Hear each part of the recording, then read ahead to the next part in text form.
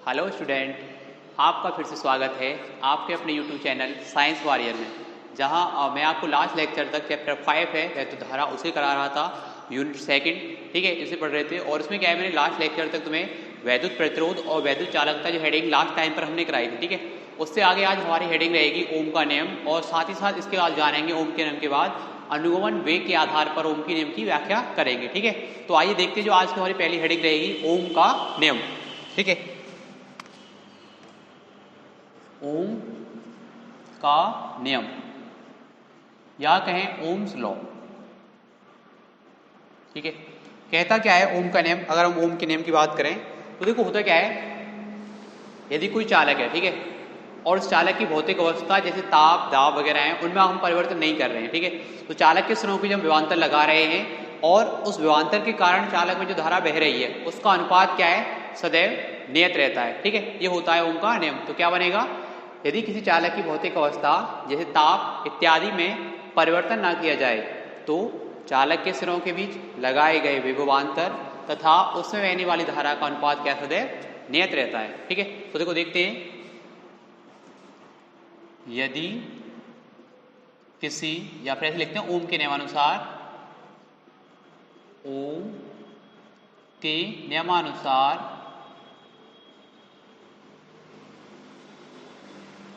यदि किसी चालक की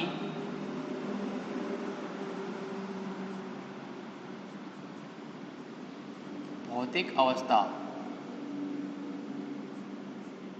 जैसे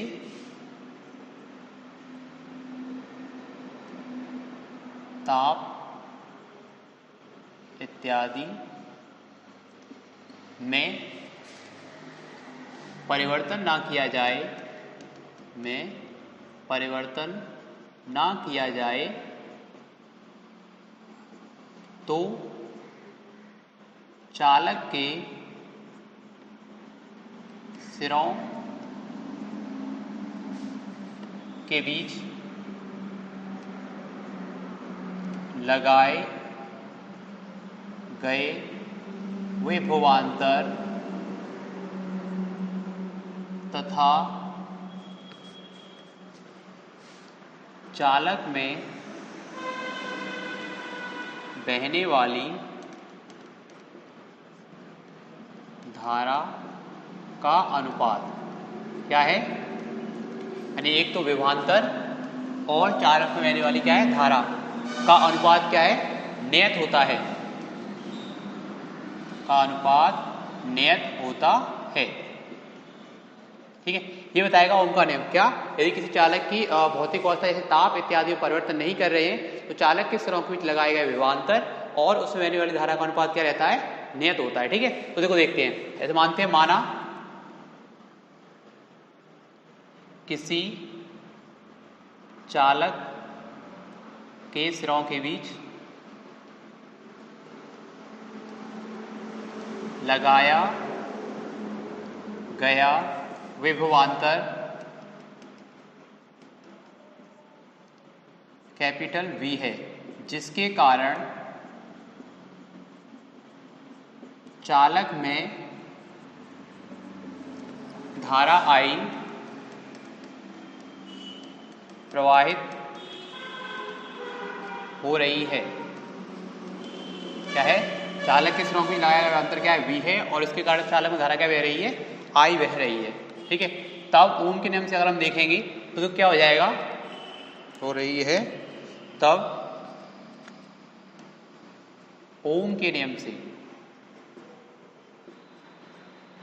ओम के नियम से क्या हो जाएगा, V बट्टे I बराबर हो जाएगा नियतांक। क्या रहेगा, V बट्टे I बराबर नियतांक। ये हो जाएगा ओम के नियमानुसार।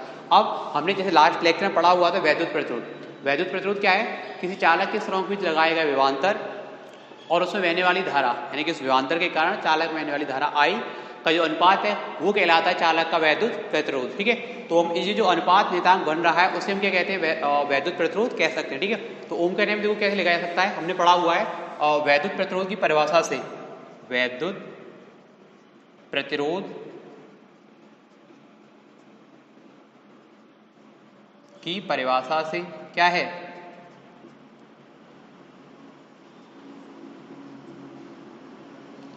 V बट्टे आई बराबर क्या है R, ये होता है V बट्टे आई बराबर R। ठीक है, तो फिर ये नियम क्या बन जाएगा, अतः क्या लिख सकते हैं हम, V बट्टे आई बराबर R बराबर नियतांक, ये रहेगा तुम्हारा ओम का नियम। ठीक है, V बट्टे आई बराबर R बराबर नियतांक। ठीक है, ध्यान रखना है। तो देखो इससे क्या पता चला हमें कि ओम के नियम से पता चला है कि यदि हम किसी चालक की भौतिक अवस्था, ओम का नियम हमें बता रहा है, यदि हम किसी चालक की भौतिक अवस्था जैसे ताप इत्यादि में परिवर्तन नहीं कर रहे हैं तो चालक के सिरों के बीच लगाया गया विभवांतर और उसमें बहने वाली धारा का अनुपात कैसा रहेगा, सदैव नियत रहेगा। मतलब कि चालक के सिरों और चालक का ताप वगैरह या भौतिक अवस्थाओं में परिवर्तन नहीं कर रहे हैं तो चालक का जो वैद्युत प्रतिरोध है सदैव कैसा रहेगा, नियत रहेगा। ठीक है, अगर तापमान में परिवर्तन होगा या भौतिक अवस्था में परिवर्तन करेंगे तो उसका वैद्युत प्रतिरोध भी क्या होगा, परिवर्तित हो जाएगा। ठीक है, ये बता रहे हैं ओम का नियम। ठीक है, तो ये रहेगा, ध्यान रखना है। अब यदि हम बात करें किसी चालक के सिरों के बीच लगाए गए विभवांतर और उसमें बहने वाली धारा के अनुपात के बीच अगर हम कोई ग्राफ खींच रहे हैं, ठीक है, तो इसमें देखो पूछा जाता है, नोट पॉइंट में लिख सकते हैं, यदि किसी चालक के सिरों के बीच लगाए गए विभवांतर V तथा I के बीच ग्राफ खींचें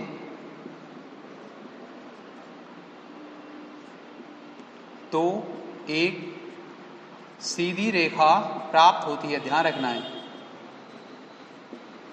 ठीक है, क्या है, जैसे अगर ग्राफिकल रूप में अगर हम देखें, जैसे मान लेते हैं एक्स अक्ष वाली दिशा में तुम्हारा क्या है, विभवांतर है। ठीक है, और ऊपर की तरफ है तुम्हारी धारा है।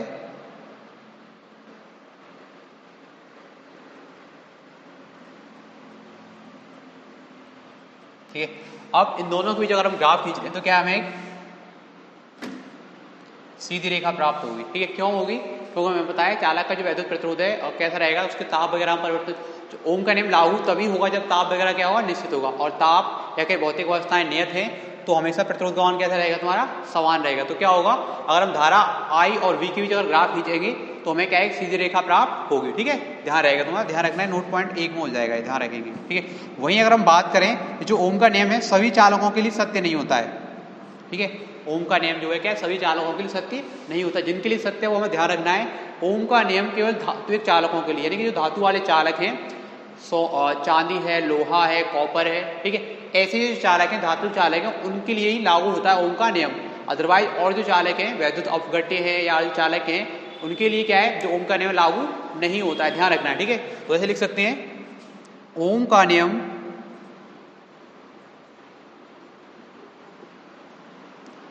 केवल धात्विक या धातु चालकों के लिए सत्य है। ध्यान रखना, ठीक है, क्या है, ओम का नियम केवल धात्विक या फिर धातु चालकों के लिए सत्य है। ठीक है, ये हो जाएगा ओम का नियम। तो उतारे इसका, फिर नेक्स्ट देखते हैं।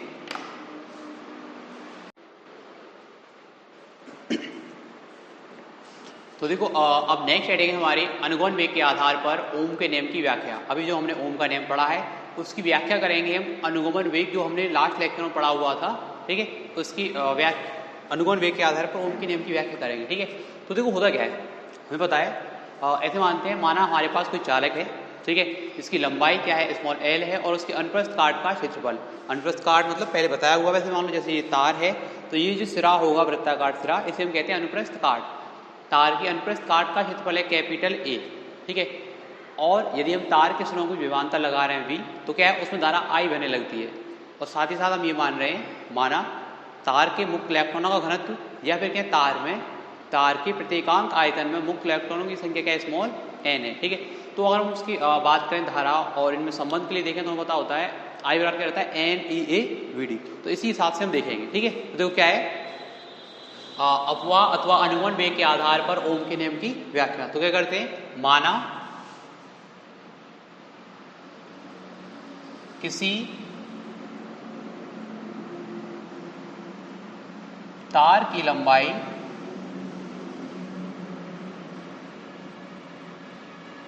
स्मॉल एल तथा इसके अनुप्रस्थ काट का क्षेत्रफल, इसके अनुप्रस्थ काट का क्षेत्रफल कैपिटल ए है। ठीक है, ये हो जाएगा। अब यदि तार के सिरों के बीच कैपिटल वी विभवांतर स्थापित किया जाता है, यदि तार के सिरों के बीच, यदि तार के सिरों के बीच विभवांतर कैपिटल वी, क्या है, तार के सिरों के बीच विभवांतर कैपिटल वी स्थापित किया जाता है,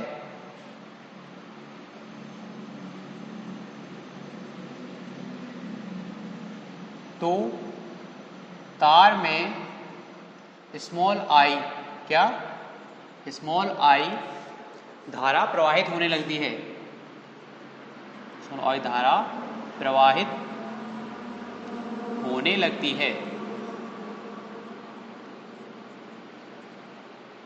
ठीक है, ये जाएगा। अब उसके बाद ऐसे मानते हैं, माना तार में मुक्त इलेक्ट्रॉनों का जो घनत्व है, ठीक है, माना तार में मुक्त इलेक्ट्रॉनों का घनत्व, मुक्त इलेक्ट्रॉनों का घनत्व अर्थात इसको कह सकते हैं मुक्त इलेक्ट्रॉनों के घनत्व को तार के प्रति एकांक आयतन में मुक्त इलेक्ट्रॉनों की संख्या, अर्थात तार के प्रति एकांक आयतन में, तार के प्रति एकांक आयतन में मुक्त इलेक्ट्रॉनों की संख्या, मुक्त इलेक्ट्रॉनों की संख्या स्मॉल एन है। क्या है, तार के प्रति एकांक आयतन में मुक्त इलेक्ट्रॉनों की संख्या स्मॉल एन है तथा मुक्त इलेक्ट्रॉनों का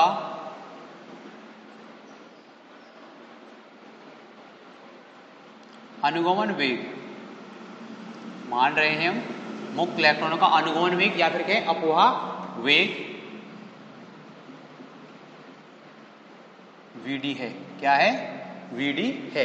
तब हमने पढ़ा हुआ वैद्युत धारा तथा अनुगमन वेग में संबंध, तो क्या होता है, I बराबर NEA/Vd है या नहीं, वैद्युत धारा तथा अनुगमन वेग में संबंध, तो क्या रहेगा, I बराबर NEA/Vd। इसको मान लेते हैं हम समीकरण नंबर 1।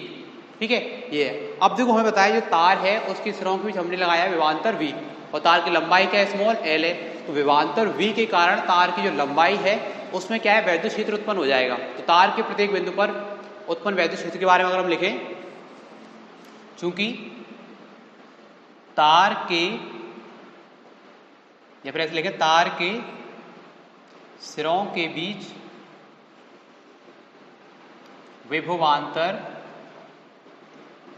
के कारण तार की लंबाई के प्रत्येक बिंदु पर वैद्युत क्षेत्र, वैद्युत क्षेत्र या फिर क्या, वैद्युत क्षेत्र की तीव्रता E बराबर हो जाएगा तुम्हारा V/L। क्या हो जाएगा, E बराबर V/L, यानी कि जो तार है, तार की अगर किसी बिंदु पर हम देख रहे हैं तो जो वैद्युत क्षेत्र का मान क्या रहेगा, E बराबर V/L, ये हो जाएगा। अब होगा क्या, तार के पूरे आयतन में क्या है, मुक्त इलेक्ट्रॉन है, और इस वैद्युत क्षेत्र E के कारण क्या है, तार के जो इलेक्ट्रॉन है उन पर कार्य करेगा बल। ठीक है, तो ऐसे लिखेंगे, वैद्युत क्षेत्र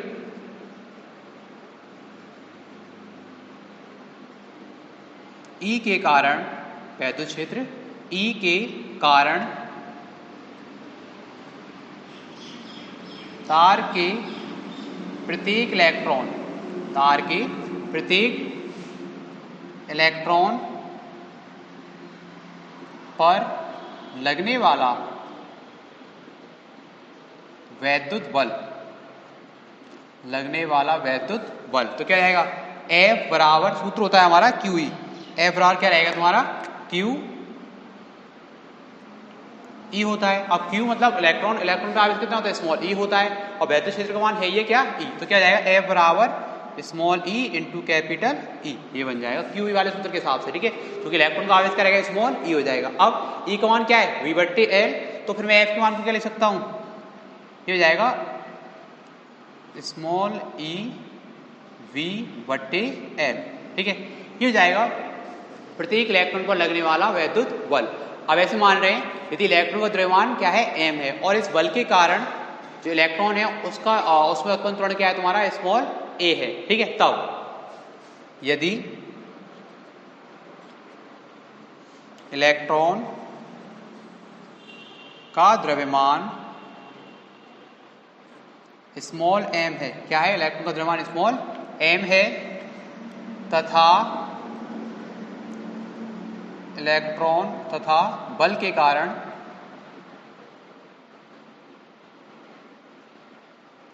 इलेक्ट्रॉन में उत्पन्न त्वरण स्मॉल a है, क्या है स्मॉल a है, तब a बराबर क्या लिख सकता हूं मैं F/m, क्योंकि हमारे पास सूत्र होता है न्यूटन के द्वितीय नियम के हिसाब से F बराबर क्या होता है m है, तो उसके हिसाब से अगर मैं a का मान लिखूं तो a बराबर क्या हो जाएगा F/m, ये बन जाएगा, ठीक है। अब देखो देखते हैं F का मान क्या है AB/L, तो फिर मैं इस मान को लिख के आ सकता हूं, ये हो जाएगा तुम्हारा, इसको हम लिखें पूरा तो ये हो जाएगा A बराबर F का मान क्या है EV/ml, क्या हो जाएगा A बराबर F/m, F को मान लिख देंगे तो क्या हो जाएगा A बराबर EV/ml, इसको मान लेता हूं मैं समीकरण नंबर 2, ठीक है। अब देखो हमें पता है जो मुक्त इलेक्ट्रॉन है उनका अनुगमन वेग क्या है तुम्हारा Vd है, मुक्त इलेक्ट्रॉन का अनुगमन वेग क्या है तुम्हारा Vd है, और जो मुक्त इलेक्ट्रॉन मुक्त इलेक्ट्रॉन क्या होते हैं धातु के पृष्ठ में जो धनावेश होते हैं लगातार टक्कर खाते रहते हैं, ठीक है, तो उनके ऐसे मान लेते हैं, माना जो धातु के धनावेश टक्कर खा रहे हैं, इस दौरान उनका जो औसत समय अंतराल है क्या है टाउ है, और वेग तो हमें पता है क्या है Vd है। अब वेग में परिवर्तन होनी नहीं है, और अनुगमन वेग क्योंकि जब किसी चालक के सरों की विभवांतर स्थापित कर देते तो क्या है एक औसत वेग, उनका जो औसत वेग है उसको हम कहते हैं अनुगमन वेग Vd, ठीक है। तो एक तरह से हमें पता है औसत समय अंतराल बन रहा है तुम्हारा, इसमें अगर हम देखें क्या है औसत ऐसे औसत वेग को एक तरह से क्या कहते हैं हम, या कहें अनुगमन वेग, ये बन रहा है हमारा Vd, क्या हो रहा है Vd हो रहा है, माना मुक्त इलेक्ट्रॉनों की धातु की धनायनों से हुई टक्करों का जो औसत समय अंतराल है, या फिर हम कहें श्रांति काल, औसत समय अंतराल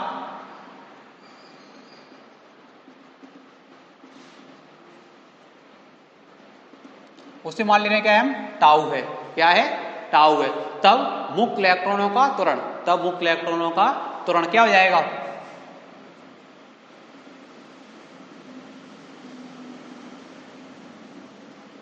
A बराबर, अब देखो त्वरण का सूत्र क्या होता है औसत वेग बटे समय अंतराल, क्या होता है औसत वेग बटे समय अंतराल,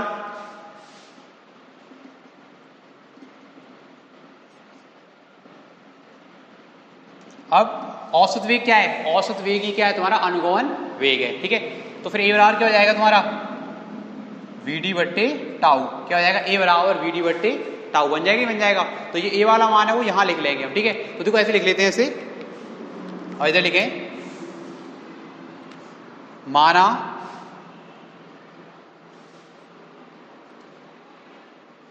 मुक्त इलेक्ट्रॉनों का धातु के धनायनों से हुई टक्करों के बीच का औसत समय अंतराल या फिर कहें अर्थात श्रांति काल टाउ है, क्या मान रहे हैं हम टाउ है। ठीक है, ये रहेगा। तथा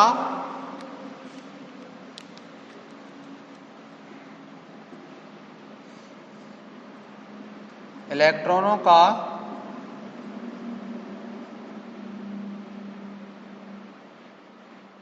मुक्त इलेक्ट्रॉनों का नहीं कहेंगे क्या, तथा मुक्त इलेक्ट्रॉनों का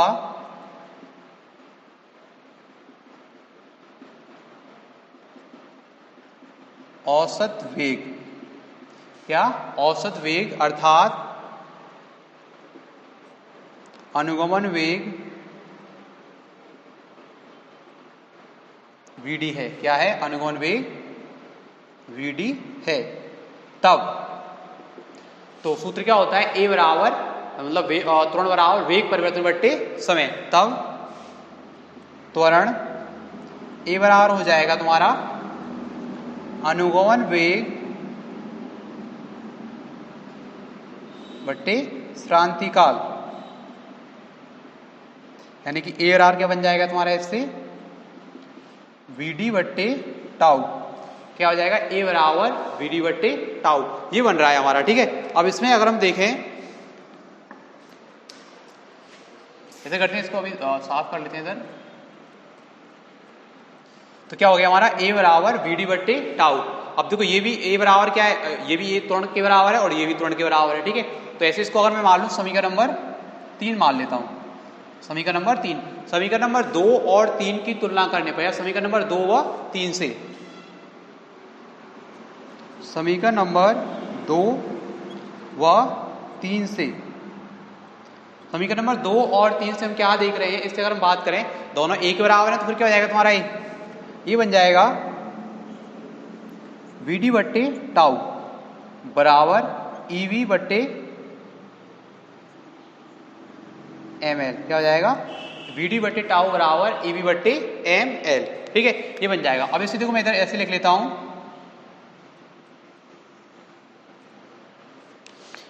vd का मान निकाल सकते हैं इससे, क्या कर सकते हैं? vd का मान निकाल सकते हैं। ठीक है, तो क्या हो जाएगा तुम्हारा? यहां vd बराबर हो जाएगा ev बट्टे ml इंटू टाउ। क्या एक तरह से ये हो जाएगा तुम्हारा अनुगमन वेग का सूत्र, या फिर इसे हम कह सकते हैं अनुगमन वेग तथा जो विभवांतर बन रहा है। कभी कभी देखो पूछ लिया जाता है कि अनुगमन वेग तथा वैद्युत विभवांतर में क्या संबंध है, तो अनुगमन वेग वैद्युत विभवांतर या अनुगमन वेग तथा श्रांति काल में क्या संबंध है, उसे पूछा जा रहा है, तो ये लिख सकते हैं। ठीक है, तो यहां हम लिख सकते हैं यह है अनुगमन वेग तथा विभवांतर में संबंध है। क्या है? विभवांतर में संबंध है। ठीक है, ये हो जाएगा। अब ऐसा करते हैं, ये जो vd है इसको वहां लिखते हैं समीकरण नंबर 1 में, अनुगमन वेग जो vd है उसको वहां किसमें लिख रहे हैं? समीकरण नंबर 1 में, क्योंकि हमें क्या करनी है? ओम के नियम की व्याख्या करनी है। ठीक है, तो vd का मान समीकरण नंबर 1 में रखने पर,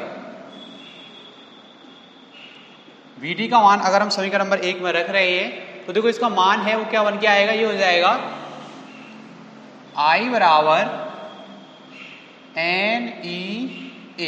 क्या है? I बराबर NEA और vd का मान क्या है? ev बट्टे ml इंटू टाउ। क्या है?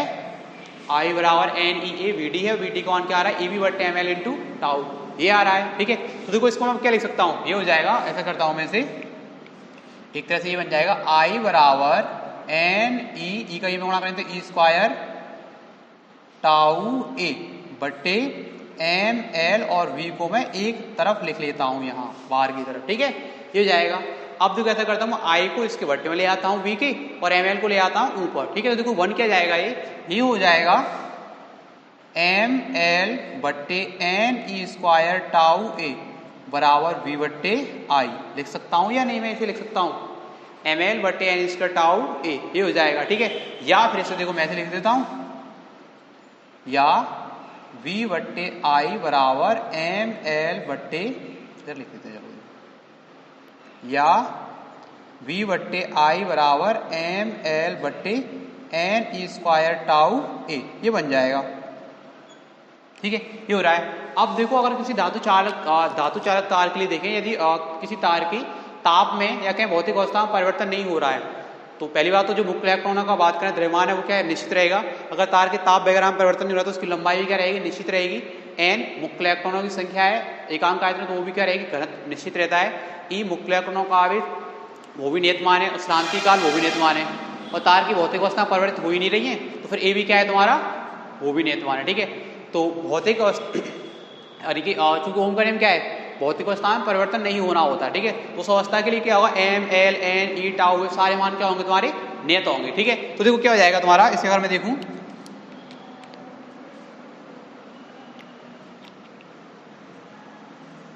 यदि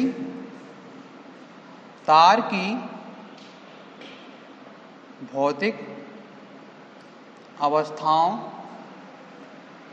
में परिवर्तन नहीं हो रहा हो तब M L N E tau तथा ए नियत हैं। क्या है, M L N E tau तथा ए नियत है। ठीक है, अतः क्या हो जाएगा तुम्हारा, ये बन जाएगा एक तरह से तथा राशि जो बन रही है एम एल बट्टे एन इसके टाउ ए, इसे हम कहेंगे चालक का प्रतिरोध। एम एल बट्टे एन ई स्क्वायर टाउ ए क्या रहेगा तुम्हारा, एक तरह से नियतांक होगा। और देखो ये क्या वी बट्टे आई के अनुपात में बन रहा है। ठीक है, वी बट्टे आई के अनुपात के बराबर बन रहा है, तो जिसे हम क्या कहते हैं, चालक का प्रतिरोध कहते हैं।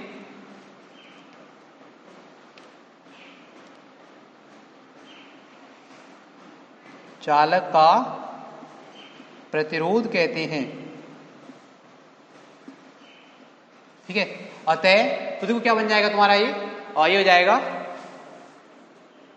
आर और आर के लिख सकते हैं हम, एम एल बट्टे एन ई स्क्वायर टाउ ए क्या रहेगा तुम्हारा, आर बराबर एम एल बट्टे एन ई स्क्वायर टाउ ए, ये हो जाएगा तुम्हारा चालक का प्रतिरोध का एक सूत्र। इसे देखो ध्यान रखा है, इसे हम कहते हैं वैद्युत प्रतिरोध का सूत्र धातु के प्राचलों के पदों में। यह वैद्युत प्रतिरोध का सूत्र धातु के प्राचलों